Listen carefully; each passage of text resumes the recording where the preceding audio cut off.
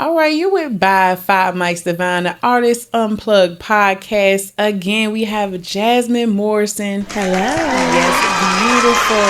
So tell me, how did you get started? Take us back to the beginning. What inspired you to start Biz Wealth Builders? Was there a defining moment that made you say, this is it, like this is the work that I'm meant to do? Girl, yes. So I've been in the finance industry for almost all my adult life. I started in accounting when I was in high school. I did an internship for a nonprofit organization. So money, finances was something I was always into.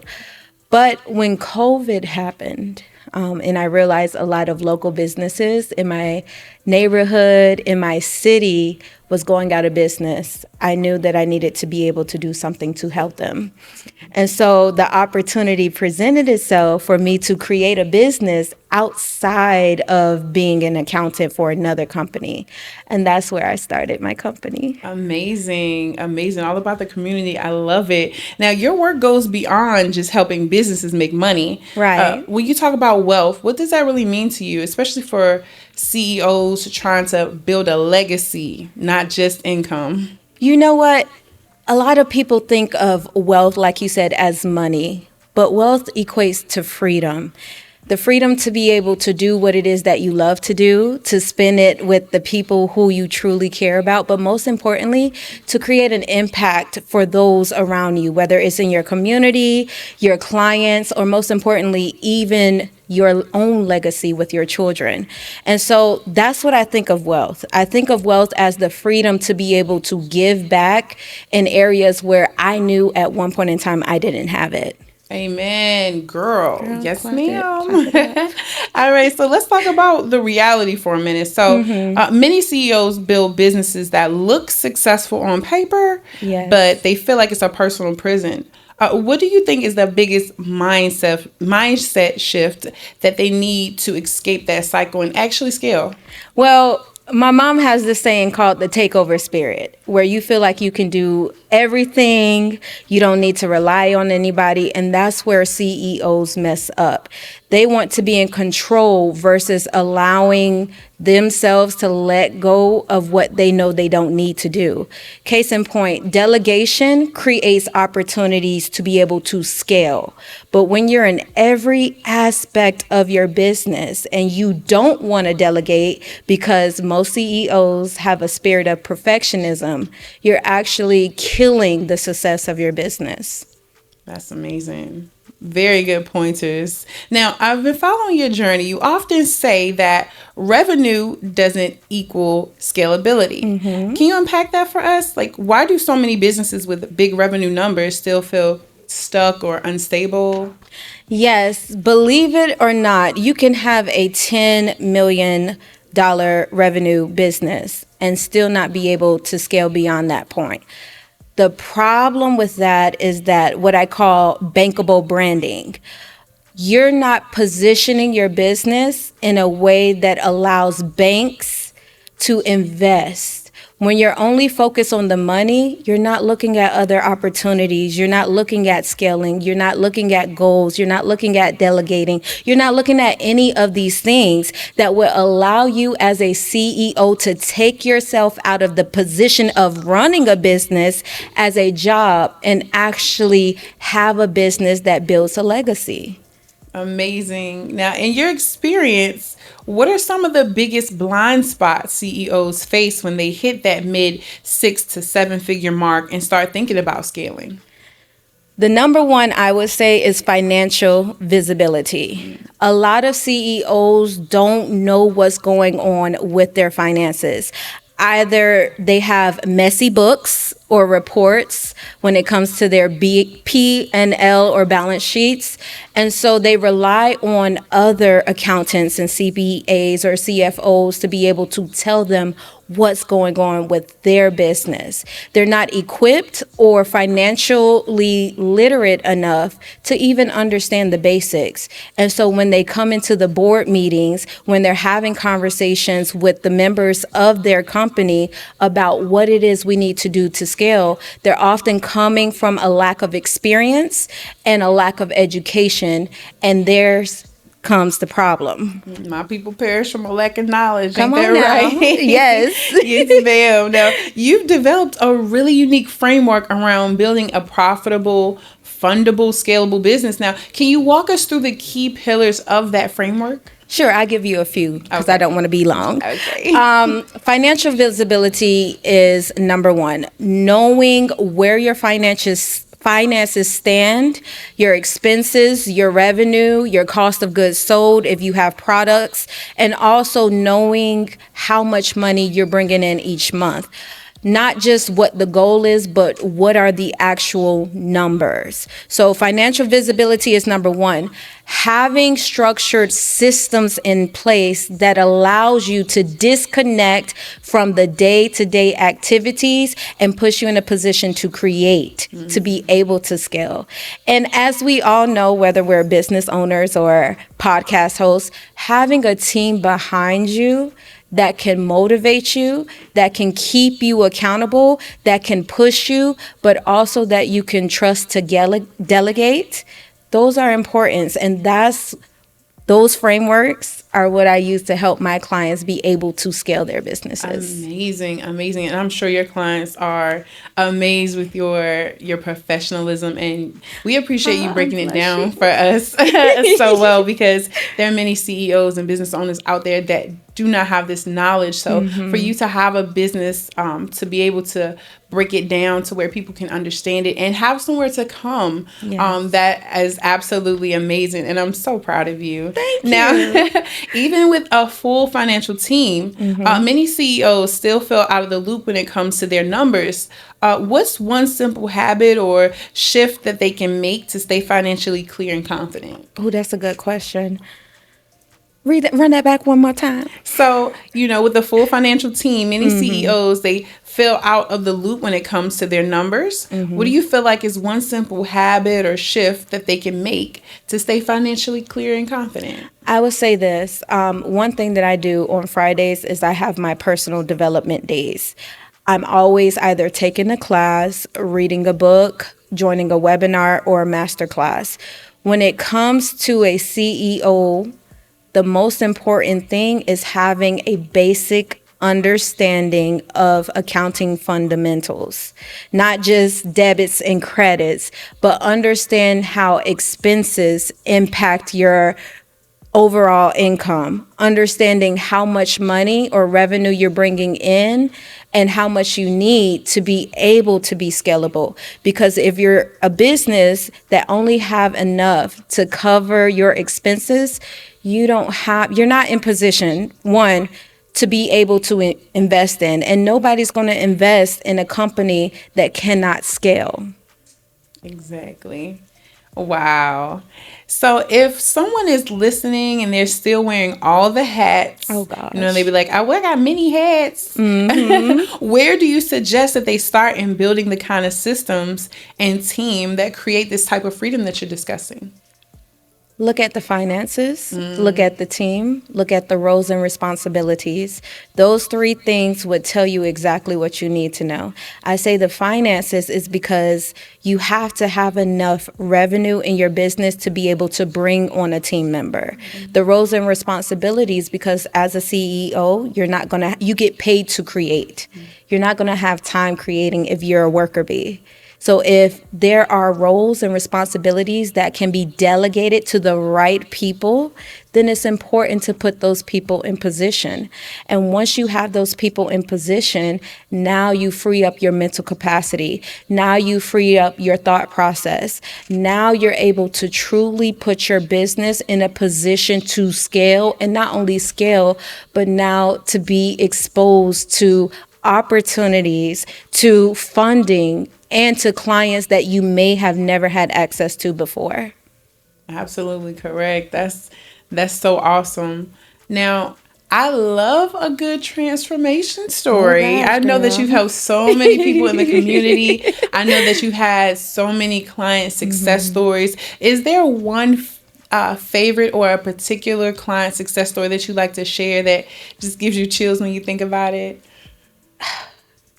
I said I wasn't going to get emotional. Okay. I don't have a client. The biggest transformation journey or story I have is myself. I was a single mom for 7 years with 2 boys. And I was living at one point in time, paycheck to paycheck to paycheck. I started a business. I stopped doing the business because I was wearing all the hats. And it became hard to be consistent, to show up for my business, myself, and my children.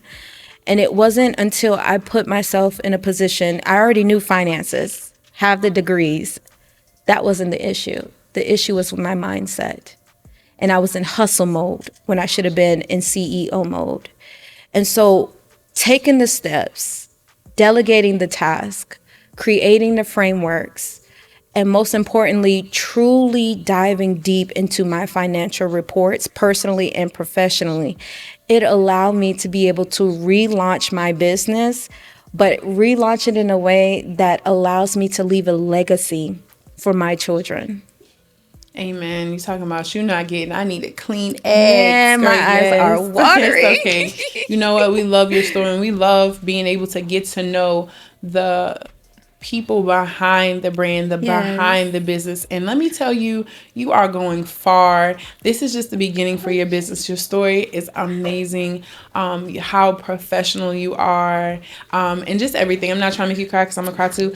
But we love this story. There's so many people watching right now that may still be curious about wealth builders, and you talk about legacy just as about as money. Like, we have children. I have a daughter, she's almost 7. We want to build generational wealth. We don't want it just to be about paying bills. We don't want to continue the cycle. This is how Black Wall Street became so immense in the community. We worked together. There was a bigger mindset and a mind frame, and there's the only limitation is your mind. So how do you help clients build businesses that actually outlive them and not just pay the bills?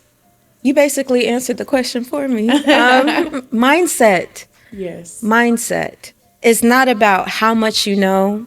It's not about the level of creativity you have. It's not even about the networking.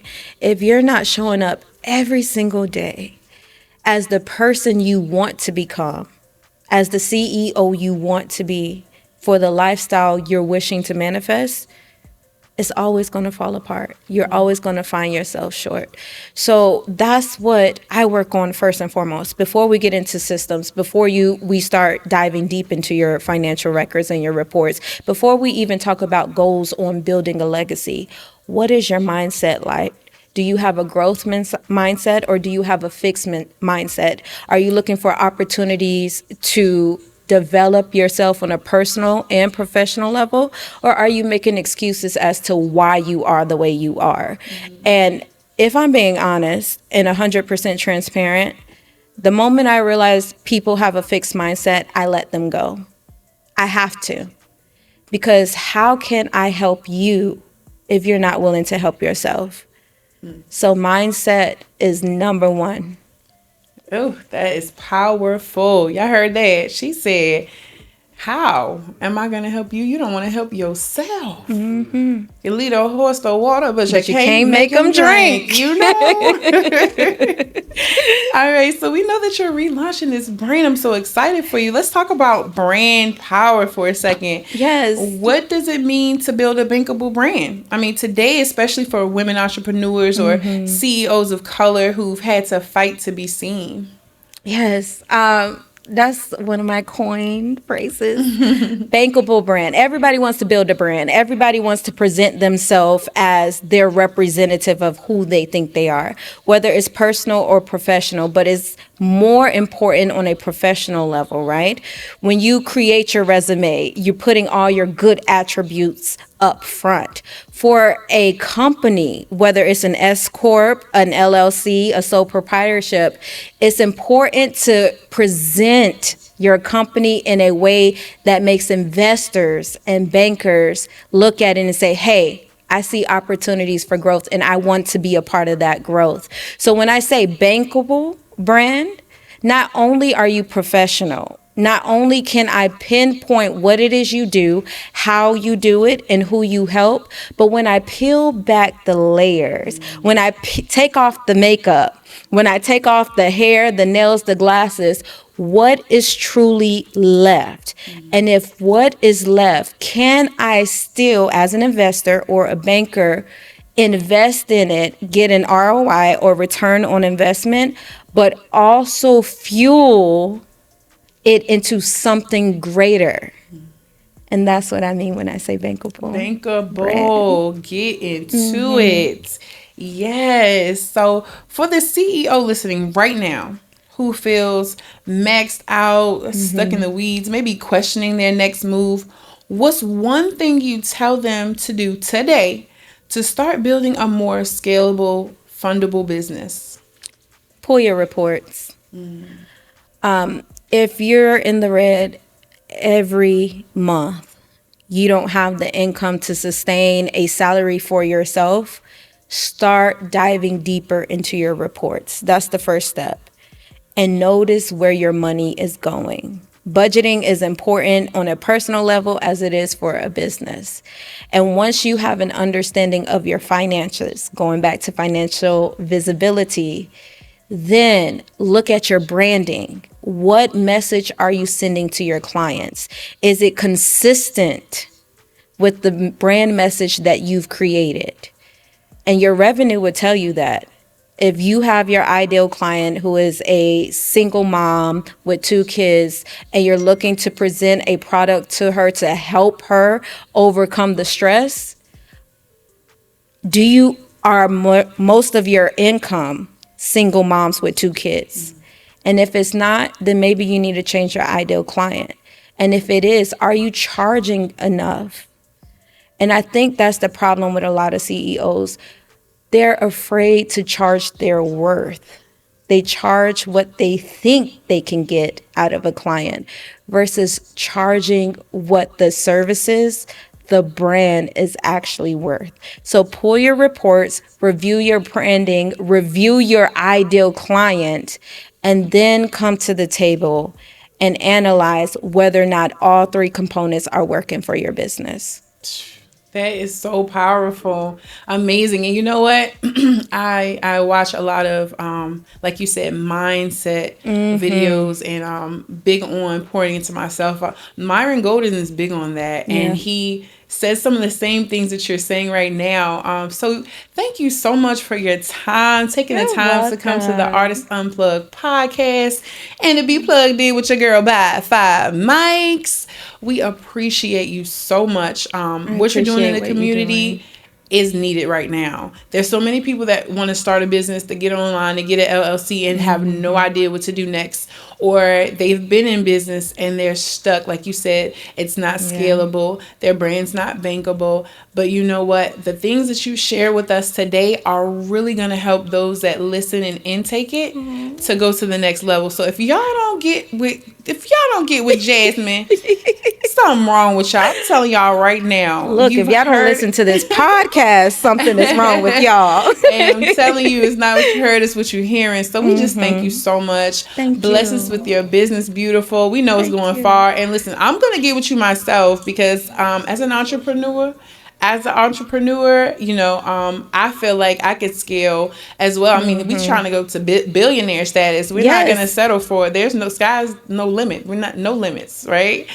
So let the people know where they can find you on social media. Where can they get in contact with you? Yes, the relaunch. Can't even talk, girl. You said a lot, and it's very important and powerful. But I am in the process of relaunching my business. You can Google me at Biz Wealth Builders Consulting. I am on TikTok as She Builds Wealth. I'm on Instagram as The Offered Expert. And most importantly, I'm of course on Facebook as Jasmyn Morrison. Amazing. Well, go follow her, tag her, share, like, comment. You already know what it is. All right. Well, until next time, we'll see you. Artist Unplugged Podcast by 5 Mic, the beautiful Jasmyn Morrison. Thank you. We out here. Bye.